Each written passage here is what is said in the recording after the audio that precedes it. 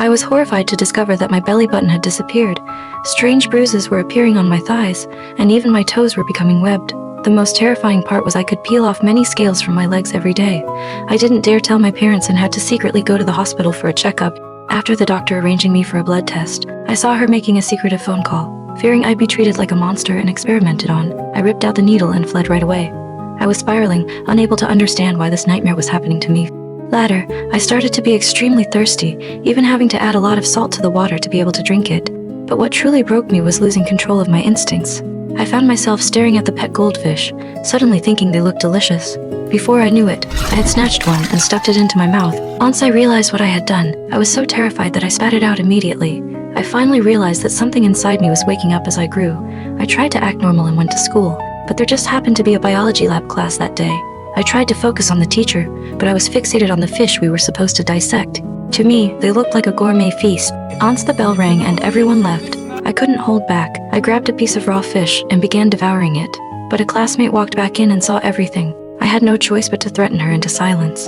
The strange changes in my body made me start questioning my origins. I tore the house apart looking for clues, and finally confronted my mother. She broke down and admitted I was adopted. In that moment, my entire world collapsed. If I wasn't their biological child, who was I? And why was I changing? I gave up and succumbed to my nature, eating every last goldfish in the tank.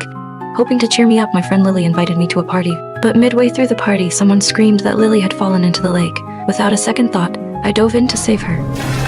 Strangely, in the pitch-black water, I could see everything perfectly. I found her with ease and brought her back to shore, but the looks on everyone's faces told me something was wrong. I fled, only to discover slits opening on my sides like gills.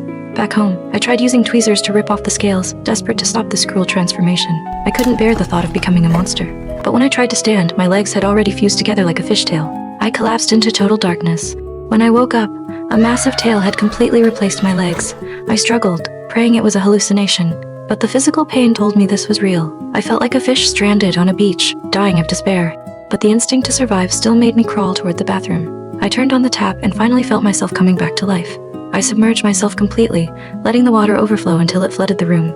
It was the most comfortable I had ever felt. Finally at peace with my fate, I called Lily and asked her for one last favor.